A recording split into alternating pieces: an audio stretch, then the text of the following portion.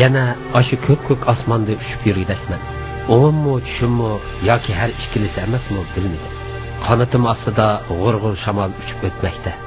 Men hozir nihoyat ruhlanib ketyotgandim. Vujudimda kuch-quvvat urg'ib turadi. Zangarrang osmon, parlaq quyosh nuriga cho'milgan bepoyon dunyo. Bu ne kadar güzel manzara, ha? Men texmi ruhlanib, yanımı egiz o'rlidim.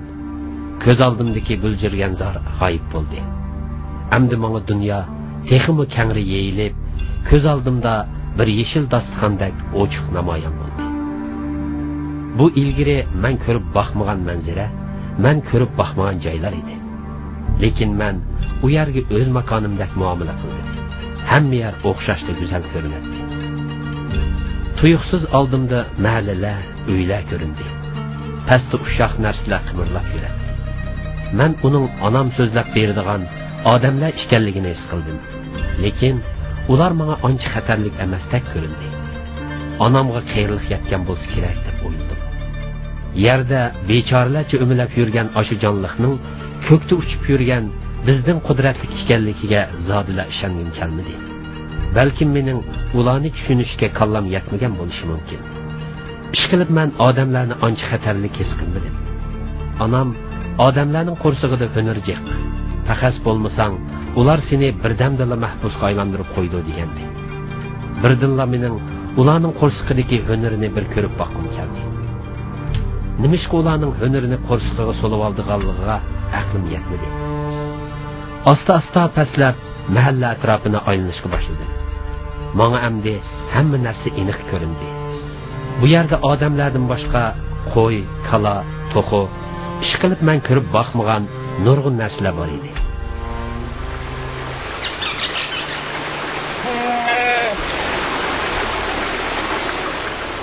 Bir to'p kaptarlar osmonda uchib yuradi. Az bir qismi bo'lsa, kaptarlar qo'nish uchun yasalgan qog'oz degan narsa qo'nib o'tiradi. Men ular bilan paranlashish uchun yeniga kelib qo'ndim.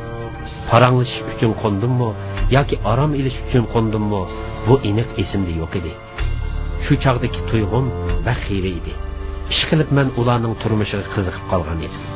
"Qayerdan kelding?" dedi ularning ichidagi yesh cho'ngroq birisi. Men uning mush to'pning ichidagi boshliq emasligini jazm qila olmadim. Uning nima bo'lishi men uchun baribir edi. Chunki men bu to'pning a'zosi bo'lmag'achqa, uning menga nisbatan hech qanday ahamiyatga ega tarafini bayqag'il bo'lmaydi. Bo'ljirgan saydin dedim men. Buvamdan anglagan, bizning ajdodimiz aşı yerlik ekan. Biroq men u yerning bizdan necha oylik yiroqligini anglagan. Odatda biz necha kunlik yo'lga uchib bora olmaymiz. Balkim senmi nishondan adishib qolding-ku deyman. Men uning necha kunlik oraliqni ucha olmaydiganligini anglab hayron qoldim. Balkim xayrlik yetgandi deb o'yladim. U degan bo'ljirgan say, men kelgan bo'ljirgan say shumi, emasmi aniq hukm qila olmadim. Agar uning bo'lsa, men kelgan saydan kelgan bo'lsa, demak biz bir jamoat tuqqan bo'lib qolardik. Men bu yerga ezib kelib emas, balki uchishni mashq qilib etib kelib qoldim. Bir necha kungacha bir narsa yemaymi ucha olayman dedim javoban. U menga hayronlik bilan qarab qo'ydi. Balkim sen yova kapta o'xshaysan. Ularning hammasi shunda deyishidi. Biroq bizda unda jangovarlik yo'q. Faqat qondoq va qafazdan boshqani o'ylamaymiz. Men mushu mahalladan neriga o'tib boqmadim.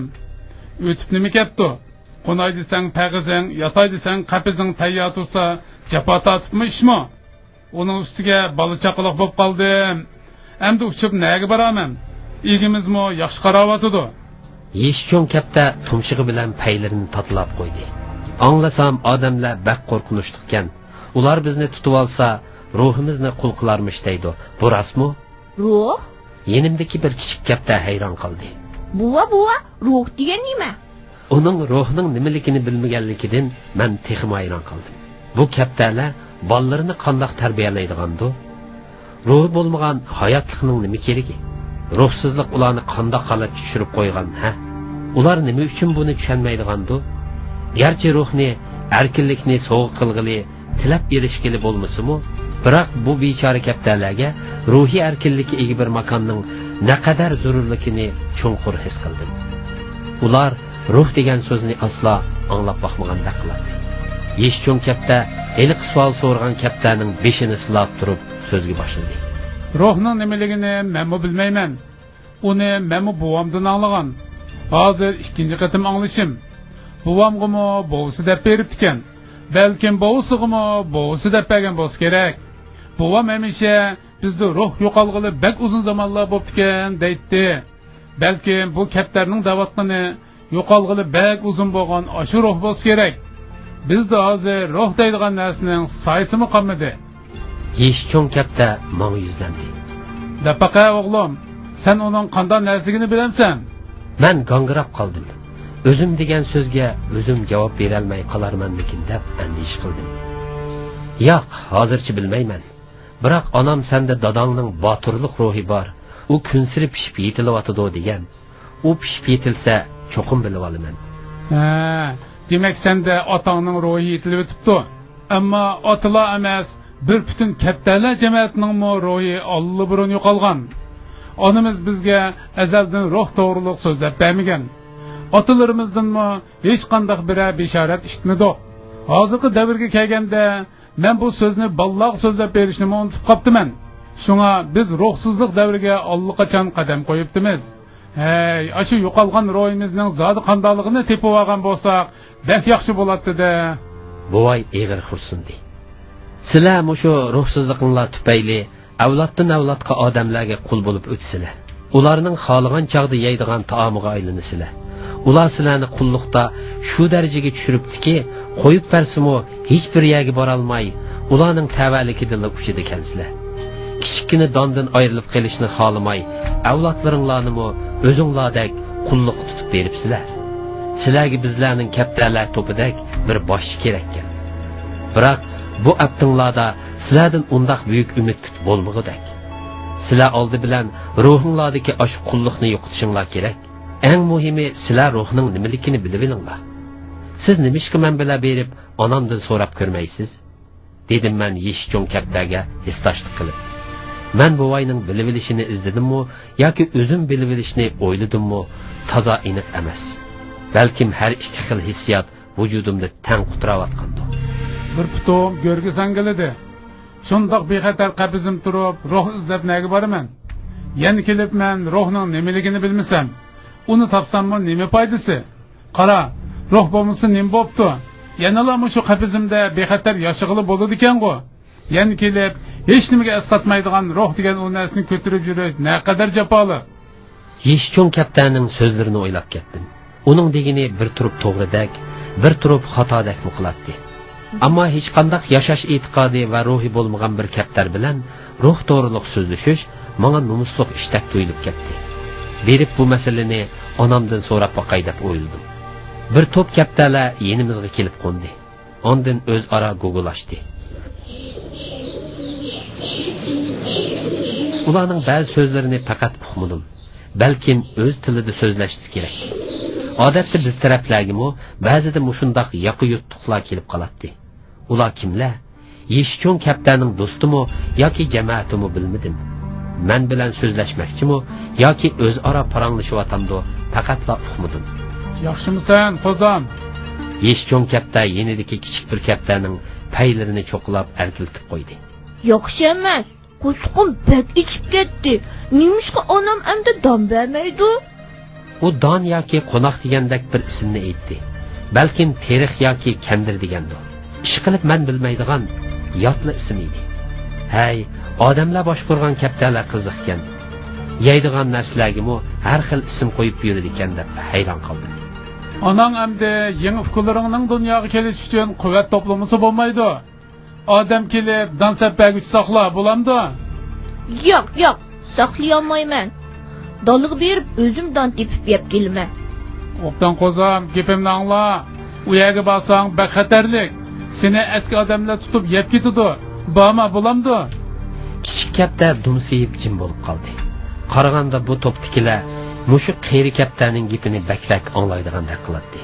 Men ularning o'zini tutib yeb ketadigan shu odamlar bilan yana birga yashashini faqat makallamga sig'dira olmadim. Balkim men yeyish degan so'zni xato tushunib qolgandim. Balkim bu yaxshi qara degan so'zdek bir so'z bo'lishi ehtimol. Yoki bu chet tildan kirgan so'z bo'lsa, men ma'nosini xato iste'mol qilib olgan bo'lishim mumkin. Biroq bu mening o'yimcha hamma katta bilishga tegishli muhim so'z edi. Onam hamisha menga odamlarning tutib olishidan, yeb ketishidan hazar aylashni jekilatdi. Biroq hozir bu so'zning ma'nosi bu yerda boshqacha o'zgarib qolgandek qiladi. Chunki ular odamlarning yeyishidan hazar aylasa, hargiz yana odamlar bilan birga turmaydi. Qanatiga tayinib, xohlagan yerga uchib ketsa bo'laveradi. Biroq ular qanatining borligini unutib qolgan bo'lsa kerak.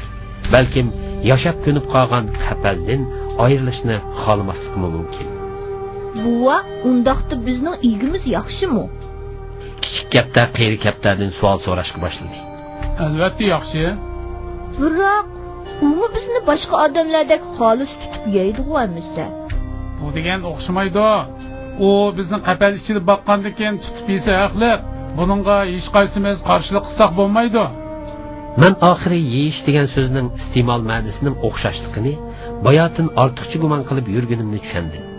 Biroq igimiz bergan donlarni cho'nglar yevilib, menga hech nima oshmasa, men qanday qilaman? Men kunsir o'riqlab ketyapman. Yashashqimi amalsiz qoldim. Senmi asta-asta shundoq cho'ng bo'lasan. Cho'nglardan qanday yeyish kerakligini o'rganasan. Yeyishga tegishli narsani hargiz boshqalarga bermaydigan bo'lasan. Biz yashagan muhit mushundoq o'g'lim. Biroq buva bu bo'ldi, qo'zam jiq so'zlab ketding. Katta degan qanoatchan bo'lish kerak. Ortiqcha narsalarni talashmaslik lozim, bildingmi? Uning erkinligini bak bo'g'apsiz, dedim men. Uningga texmi kengroq imkoniyat bering. U o'z erki bo'yicha yashasin. Men qeyri kaptanning so'ziga so'z qistirishni xohlamsam-mu, biroq sukut qilib turavergim kelmadi. Bundaq tangsiz muhit meningcha kattalarning bir-biriga bo'lgan mehribonligini yo'qolish xavfiga boshlab boradi. Hey, siz bizning vaziyatimizni tushunmaysiz. Igimizning ochchig'ini keltirib qo'ysak bo'lmaydi. Agar birasimiz uning belgilagan doirasidan olqib yo'qolib ketsak, u hammamizni qapalishiga solib etadi. Necha oygacha sirq chiqolmaydigan gap. U chaqda hozirqimish kichikkina qondoqdan ayrilib qolgan ish chiqdi. Qapazning zodi qandoq narsaligiga faqat aqlim yetmadi. Kaptalar uningga solinib qilishdan ham uningdan ayrilib qilishdan baq qo'rqadi ekan. Kaptalarning eng tushuniksizi odamlar orasidagi kaptalar ekan deb o'yladim. Bu o'yimni buvamga bildirib keldi. Biroq dedimmi, demadimmi, hozir esimdan ko'tarilib ketibdi. Balkim bir eg'izmi raddiya yoki ma'qullik so'zi bildirmadi. Sizlar cho'nglar ojizlarning rizqini yeb oldi ekansizlar. Ya'ni kelib ularning qarshiligini cheklaydi ekansizlar. Uni to'g'ri ishdak tushuntirishga tirishadi ekansizlar. Bundaq muhit qandoqmi katta bolalarning o'sishiga, yoshishiga mos kelsin? Sizlar o'zingizlarning qanday holat yashayotganinglarni bilmagudek darajada bexudlashib ketibsizlar. Razillikda odamlarga yetishib olg'ili turibsizlar dedim men. Odamlarga til taklishga bo'lmaydi. Ular bo'lmasa bizning bugunimizmi bo'lmaydi. Ta'til tashviqotlaringizni boshqa yerga berib qiling, dedi buvay zardi bilan. Men buvayning yaxshi ko'nglim uchun buncha zardi qilganini tushunmadim. Balki bu maqsadimni tushunmay qolgan bo'lsa, yana tushuntirib qo'yish kerakdir. Sizlarda mas'uliyat degan narsa yo'q-kan. O'z avlodlaringlarni qarab turib, o'tqa ittiradi ekansizlar. So'zimning davomini texi ta'sirli tushiraman deb o'ylagandim. Biroq shu arada taraq qilgan ovoz bilan tang putum qattiq og'rib ketdi. Uchish uchun qanot qaqqan bo'lsam-mu, qanotim bo'shliqda esilib qoldi. Kaptalar purrida uchib ketdi. Ondan atrofimda aynib uchishga boshladi. Ha. Erkin yashig'ichi, oxiri qaparga tushilgan bo'lding. Sening yana cho'ng so'zliginingni bir ko'ray. O'zimning qistirimiga tushib qolganimni his qildim. Men birdinli buvayning meni atdigandan beri gapga tutib, egisining tutib olish uchun aldab turganini tushundim. Qalbim cheksiz azob tutuldi. Men kelgan bu xatar odamlardan emas, balki kichikkina manfaatga aldangan o'z qarindoshlarimdan kelgandi. Ularning odamlarga moslashib meni tutib berishi faqat qallamdan o'tmadi. Hammani bak ichimdirdi. Xiyolimda hargizmi odamlarning qo'liga tushib qolmaslik kerak degan ideya chaqmoq tezligida chaqnab ketdi. Ikki putimni uzib yetalsamla, men yana erkinlikka erisha oldim. Shunga bor kuchim bilan ikki tarafga paloqlashga boshladim. Bolam, o'rningdan tur. Nim bo'ldi sana? Ko'zimni ochsam, onam beshimga qarab turibdi. Xudoga shukri, saqkanman deb o'yladim. 2 putim silab baqsam hech nima bo'lmabdi. Seni qar besib qopti bolam, dedi onam. Bak qo'rqinchli tush ko'ribdiman, dedim onamni quchoqlab turib. Tushimda ko'rganlarimni so'zlab berdim. Sen buningdan keyingi avlodlaringning qismatlarini ko'ribsan o'g'lim. Odamlar kun sari bizning yashash muhitimizga qistab kirmoqda. Ular bizning azaldan yashab kelgan zaminimizdan bizni qo'g'lab chiqarmoqchi. Yerlarimizni tortib olmoqchi. Avlodlarimizning naslini o'zgartib, ashundoq o'z naslini tonimaydigan qilib, shalg'ut sortlarga aylantirmoqchi. Balkim uzoqqa qolmay bu yerlarga egiz binolar, zavodlar selinishi mumkin. U chaqda keraksiz sanoat mahsulotlari, istiqlar orasida bizning bu go'zal muhitimiz bulg'unidi. Shahar orasida qolib qolgan daryolarimizda hozirgidek sharbat suvlar emas, balki yunda oqadigan bo'ladi. Odamlarning tajovuzchiligi bak qo'rqinchli o'g'lim. Sen buni sezmayli qolasan. Avlodlaring sen yashagan pokiz muhitni ko'rolmaydi. Tug'ilibla jahon mushundoq o'xshaydi deydi. Amalsiz ularning ishkansiga tushib qoladi. Ular bizni kun sari qistab kelmoqda. Hatto nihoyat yaqinlab qoldi bolam. Biz endi boshqa bir chiqish yo'li topmasak bo'lmaydi. O'zimizni o'zimiz qutqizmasak, bizni hech kim qutqizolmaydi. Yur, sirtqa chiqaylik. Sana endi dadangning qismatini so'zlab beradigan vaqt kelib qolgan o'xshaydi.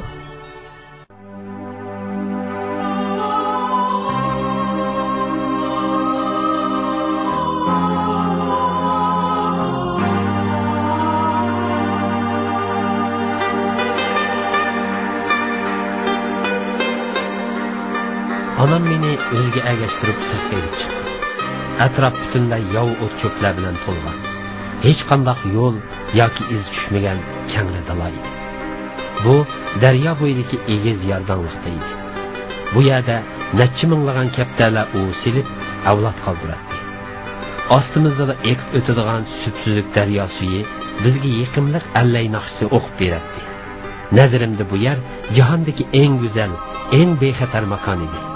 Agar odamlar bo'lmagan bo'lsa, biz mangu mushu baxtlik zaminda yashagan bo'lardik. Hey odamlar, sizlar zodi.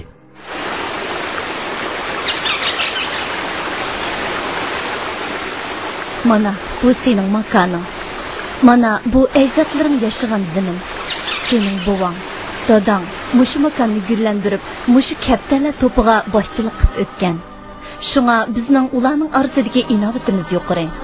Shundaqla zimmamizdagi yukimiz mu ig'ir. Men seni dadangdek botur azmat bo'lsin deb har kuni tong saharda uyg'otib, necha chaqirim yerga opirib uchishni mashq qildiraman. Qanotlaringning kuchini oshiraman. Muskullaringni chingitaman. Aql zehningni urg'itaman. Har vaqt sagak turishni o'gitaman. Sen hozir jismoniy jihatda xili pishib yetilding. Endi aqliy jihatda pishib yetilishing kerak bolam. Odamlardan har vaqt sagak bo'l. Ular 700 bizga chiqilmaydi deb o'ylama. Miltiq degan narsa orqaliqla ular seni necha ming metr egizlikdan mollaq atqizib yetalaydi. Dadangning qandoq o'lganligini bilamsan?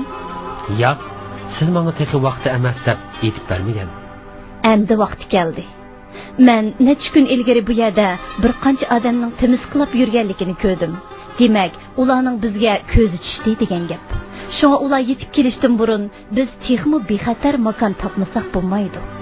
Dadangmi dal o'sha odamlarning qo'lida jinidan ayrilgan. Ana deb beringa, dadam nima bo'lib ularning qo'liga tushib qolgan? Onam bir pas jimib qoldi. Balkim ko'ngli buzilayotgandi deb o'yladim. Shu kuni dadang bir to'p kaptalarni boshlab biz uchun oziqlik izlab chiqib ketgan. Odatda kaptalar hamisha o'zimizga xatar yetmaydigan oziq-tulik mo'ljallarni tanlaymiz. Dadang kaptalarning boshchisi bo'lg'ashqa bu ig'ir vazifa tabiiy holda uning zimmasiga tushgan edi. Dadang shu chiqib ketgancha bir qancha kunga chiqamidi. Men uningdan bakla ansirab qoldim. Odatda biz yarim kunlikdan o'shiq yo'l bo'lsa, o'g'illarimizni yo'tkaydik. Dadangning uncha uzunga oziq izlab ketishi mumkin emas. Yurkim uning bir xavfga uchirg'ini sezib turdi. U chaqda sen va uqularing andili tuxumdan chiqqan edinglar. Shunga sizlarni tashlab dadanglarni izlab boramadim. Aradan bir qancha oy o'tib, dadam bilan birga ketgan bir kaptar qaytib keldi. Shu chaqdala qiyosimning to'g'riligini, dadamning odamlarning qurgan qiltiqiga tushib qolganini bildim. Keyin uning omon qolgan do'stlari bir-birlab qaytib keldi. Biroq dadam shu ketgancha kelmadi. Men onamni yig'lab salamdikin deb o'yladim. Biroq uning ko'zida bir xil qaysarlik nuri chaqnab turardi. Dadam nima qaytib kelolmabdi? Men taqozolik bilan so'radim. Dadam degan kaptarlarning podshohi. Uningda shuni uchishliq ruh bo'lishi kerak. Agar u o'zini qo'g'dayamasa, bu kaptarlar to'pini qanday qo'g'daydi? Bir podshoh boshqalarning qulluqi ostida yashab, qandoqmi yana qaytib kelib, bu to'pga boshchilik qila oladi. Uning birdan bir yo'li hargizmi boshqalarning qulluqiga bo'ysunmaslik. Dadam odamlar tarafidan tutilib, qafasga solab qo'yilgandan keyin biz yavi kaptar shahlo jamiyatining odati bo'yicha tilni tishlab uzib oldi. U bir daqiqa bo'lsa-mu qafasda yashashni o'ziga ravo ko'mabdi. Qafas uning qizil qini bilan yuyilibdi. Dadam odamlar silib bergan don suvni ichmay, yemay, to'p-to'g'ri bir hafta yashab, oxiri ularning qo'lida botirlik bilan qurbon bo'ldi. Mana bu bizdagi haqiqiy erkinlik ruhi o'g'lim. Senmi dadanga o'xshash mangu erkinlikning qo'g'dug'uchisi bo'l. Ana, dadam nima uchun boshqa kaptarlarda fursat tepib kechib kelmaydi? Dadam bolalarining qul bo'lib qolishini xohlamaydi. Ular dadamni tutib olib, uni boshqa kaptar bilan juplab avlod qoldirmoqchi bo'lgan. Biroq dadam hargizmi keyingi avlodlar uchun bundoq nomusliq yashash muhitini qoldirishga vijdoni yo'l qo'ymagan. Sen shunda ko'rgan kaptarlar dal bolalarini qulluqqa tashlab, hayotini saqlab qolgan kaptarlarning avlodi bo'ladi. Ular hozirga qadar odamlarning qo'lida ruhiy qulluqda yashayotdi. Bundoq yashagandan o'lim ming afzal. Sen dal ashundoq botir kaptarning farzandi. Sen mengu mushu ruhni unutib qolma bolam. Onamning so'zlari ruhimda uzoqcha zilzila paydo qildi. O'zimning shundoq bir botir dodining farzandi ekanligimdan cheksiz shodlandim. Menga tegishli bo'lgan intayin iftixorlik, baxtli bir ruhning tenimda birdilla bosh ko'targanligini his qildim. Butun qalbim, vujudim kuch va iftixorga to'ldi. Qalbimdagi barliq muhabbat bilan onamni mahkam quchoqladim. Barg'in bolam, seni elga kaptarlar to'piga beg'ishladim. Ular boshsiz qolmasin. Yaqindan beri odamlar bizni har xil yo'llar bilan tutib ketyotdi. Shunga sen biz uchun texmi bexatar makon top. Xo'sh bolam.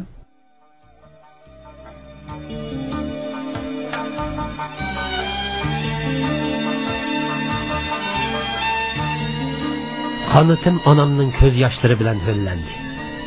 Ko'rgan tushlarimning mushundoq bir safarning bishorat ekanligini tushundim. Hargiz odamlarning qiltig'iga tushib qolmayman deb o'yladim. Nihoyat uzoq uchdim. Boshda yaqin bo'ylab uchdim. Keyin bir mahallaga kirib qoldim. Bu men tushimda ko'rgan heliqi mahalla emas edi. Ham uningdek qo'rqinchli ko'rinmaydi.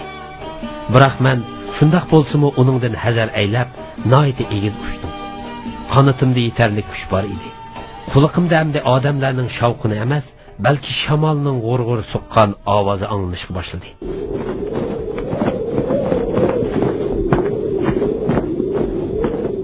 Men bu uchishimda o'z nishonimdan bakchiroqlab ketsam bo'lmaydi. Agar bak uzoq ketadigan bo'lsam, bizning ko'chishimizga ta'sir etadi. Rostini aytganda men onamning ko'chish to'g'riliq fikriga anchalar qo'shilmaydim. Bizning makonimiz nihoyat egiz, yon bag'ir tik qiyoning ustida edi. U yerga odamlar tugul, uchar qushlarmi tasdiq qona olaydi. Biz avloddan avlodga shu joyda makon tutib, bexatar yashab kelgan turib, amdilikda ko'chmoqchi bo'lib o'tdik.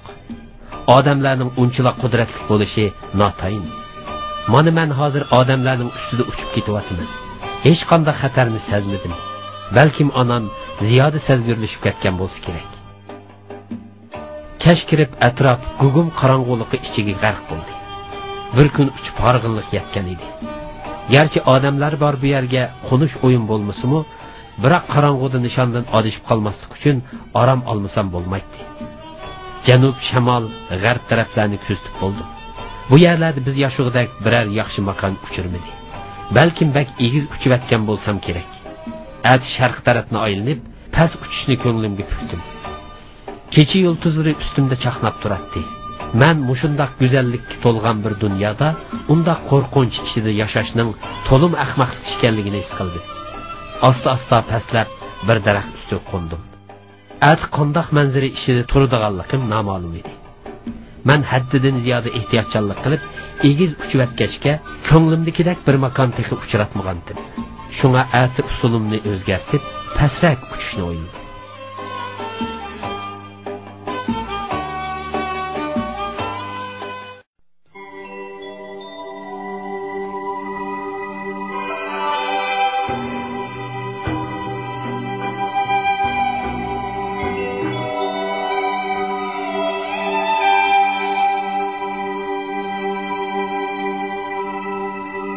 Mo'ngluq bir ovoz shirin uyqumni buzivatdi. Horg'inlik ichida shuncha shirin uxlab ketibdiman.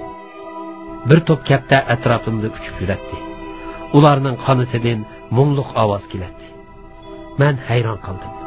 Ular ba'ayni menga o'pma o'xshash kaptalar edi. Turib ular men tushimda ko'rgan kaptalarga o'xshab qoladi. Turib o'xshamaydi.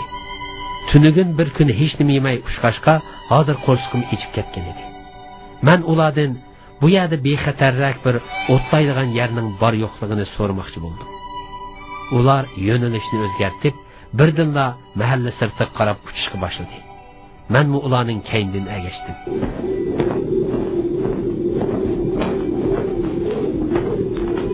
Nega borsizlar? Orqaroq qolgan birisidan so'radim. Amonga, u yerda nima qilasizlar? Don izlaymiz.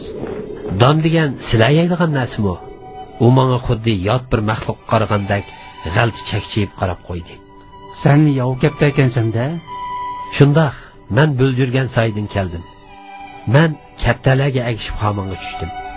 Bu yerda haqiqatan ko'milib qolgan bug'doylar bor ekan. Ta'mi shundoq tatliq edi. Bu yer bo'ladi ekan deb o'yladim.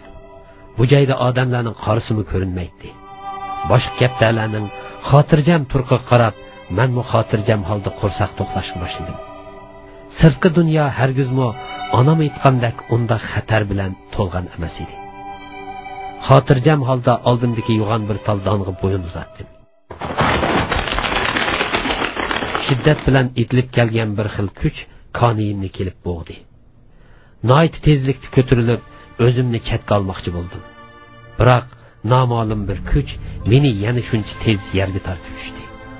O'zimni har tarafga urishga boshladim. Kaptalar gurrida ko'tarilib uchib ketishdi. Oxiri holsizlanib yetib qoldim. Bu men tushimda ko'rgan heliqi manzaraga bak o'xshaydi. Odamlarning qo'liga tushib qoldimmi nima deb o'yladim. Biroq hozir yaqin atrofda hech kim ko'rinmaydi. Qanchalik vaqt o'tdikin, bir chog'da ikki odam tuyuqsiz yenimda paydo bo'lib qoldi. Odamlarning qo'liga tushibdi-manda dedim men. Biroq ular mening bo'ynimni siqib turgan g'oyat zo'r kuchni bo'shatdi. Yov kapta ekan, dedi ularning ichidagi yoshroq birisi. Mahkam tut, qochib ketmasin, qanotini bo'g'ib qo'yaylar. Ular birlikda qanotimni bo'g'ishlab, ondan bo'ynimdan tutib, ko'zlarimga qarashga boshladi. Voy, bak esilkan, hozir omad keldi. Cho'ngroqi meni qo'lga elib qarab ketdi. Buning bizga qilch foydasi yo'q, qo'yib o'tayli. Qara, u olli burun tilin tishlab uzyapti. Bunda kaptaga uchrab qolganda qo'yib o'tmay amal yo'q. Odatda kaptalarning boshchilari shunda bo'ladi. Hech bo'lmasa uni bir o'ba ko'paytib oldi. U endi don yemaydi, suv ichmaydi. Toki o'lib ketishdan bilan qarshilashadi. Qarab turib qo'yib o'tamdan, dedi yoshroq odam. Ixtiyoring. Biroq hayal o'tmay so'zimning rostligini bilib qolsan, menmo mushundoq bir kaptani tutib olgan. Dastlabda qo'yib berishga ko'zim qiymadi. Bir haftadan keyin o'lib ketdi. Men buni cho'qim ko'ndiraman, dedi u. Hargiz qo'lingga ko'nmayman. Bir amalni qilib cho'qim qochib ketaman deb o'yladim ichimda. Onamning so'zini esimda tutmay, bu kunga qolganimdan to'liq nomus his qildim. Kuch bilan yulqinib, uning qo'lidan bo'shab uchib chiqdim.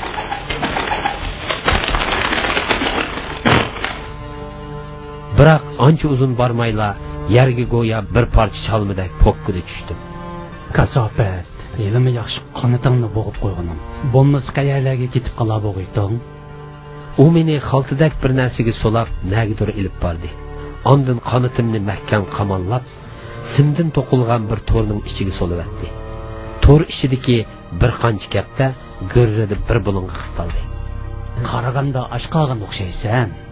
Bo'lmasa bir tal donni deb mening qismaqimni baliqlab yotmatding.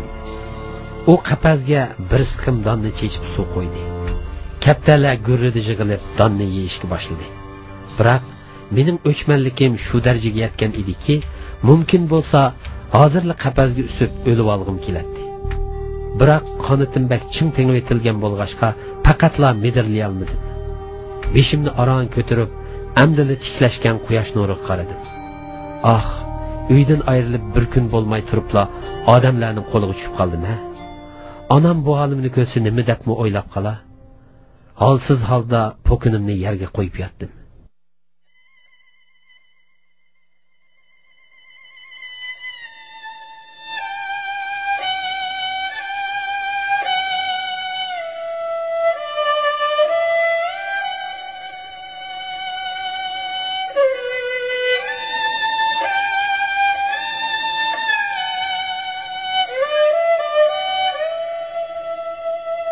Şimdi anamni ko'ribdiman. U ko'p-ko'p havo bo'shlig'ida turib, meni yeniga chaqirdi.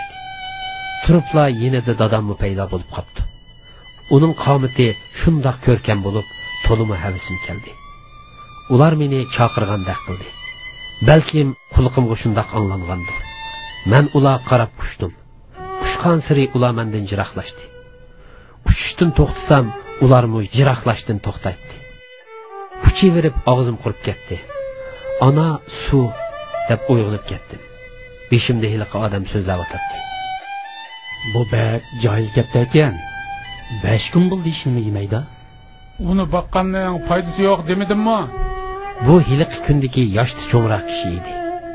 Endi bundaq turaversa o'lib qoladi. Buningdan ko'ra bolalarimga sho'rp qilib beray. Uningdan qanchalik sho'rp chiqmoqchi edi? Balkim endi yesang sana ziyon qilib qilishi mumkin. Yaxshisi qo'yib.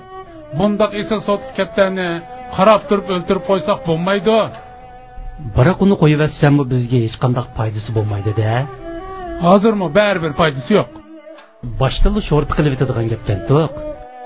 U sangilab turgan qanotimni bir pas tutashtirib, ondan meni qo'yib qo'ydi. Ko'kda quyosh kuchlik nur chechib turardi. Men butun vujudimdagi kuch quvvatimni yig'dim. Ko'kka qarab uçmoqchi bo'ldim. Biroq qapaz, simtor yanala yo'limni to'sib turadi. Men necha kundan beri uningga o'zimni urib, uni bosib o'talmaydiganligimga ko'zim yetgan edi. Lekin vujudimda ozroq kuch yig'ilib, asliga kelgan hamon uningga tashlanib baqatdim. Men bosib o'tmoqchi bo'lgan bu simtor shunda qudratli yasalgan edi. Uningga odamlarning yuksak aql parasati jamlangan bo'lib, uningdan sirtdagi barliq erkinlikni ko'rib turg'ili bo'ladi. Biroq uningga hargiz erishgili bo'lmaydi. Qapaz ichidagi havo bilan sirtdagi havo o'xshash, biroq yashash shakli o'xshamaydi. Bu to'rni tuqqan odamlarning niyati shundoq qora ham bag'ri shunchalik qattiq edi. O'z erkinligi uchun tinimsiz kurash qilayotgan bu kichikina jonning jasorati ularni qilch ta'sirlantira olmaydi. Endi ularga qilch foydam tegmaydiganligini bilib turibmi, meni ruhiy qulluqqa olmoqchi bo'ladi. Jondan boshqa hech nima qolmagan bu kichikina jismimni qiynash orqali o'z maqsadiga yetmoqchi bo'ladi.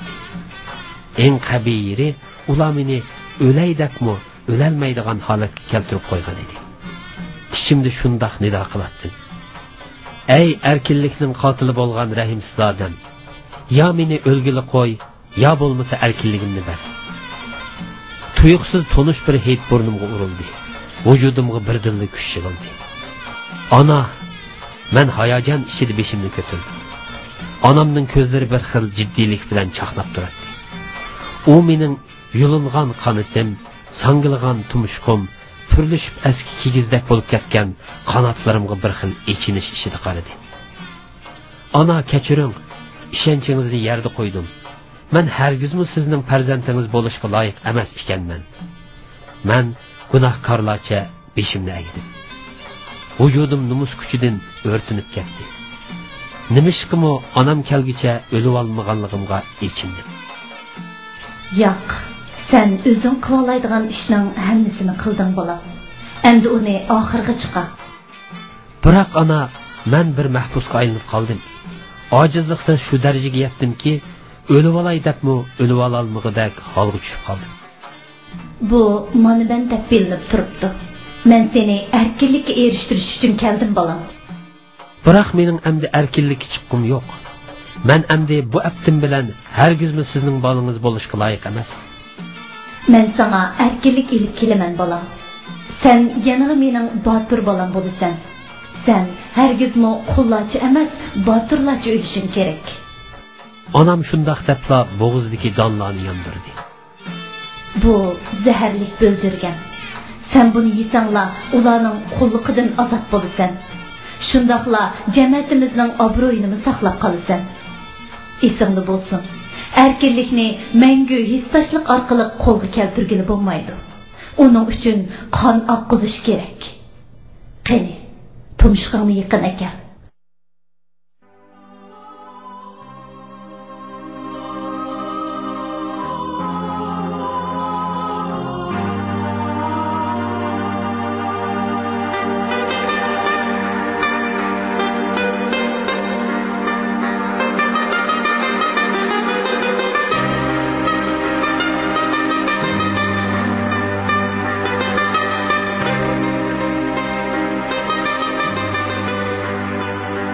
Men onamning qat'iylik chaqnab turgan ko'zlariga oxirgi yetim tikildim. U shunchalik xotirjam, shunchalik qaysar edi. Men puchilib, sangilab qolgan tumshug'imni uningga tangladim. Bu erkinlik uchun qurilgan to'saqlarning qurboniga aylanib ketgan eng qudratli qurolim edi. Biroq u rahimsiz to'saqni cho'qilab verib, oxiri sunib mushunda holatga kelib qolgan edi. Zaharlik bo'ljirgan vujudimda bir erkinlikning jorchisi bo'lib o'rinlashdi. Eng oxiri erkin o'lish fursatiga ega bo'ldim deb shodlandim. Ruhim bir xil ozodlik ichida yelinjashga boshladi. Osmon shunchalik suzuk, atrof shunchalik timtoz, dunyo yanada go'zal edi. Bulungdagi bir to'p kapta menga hayronlik bilan qarab turadi.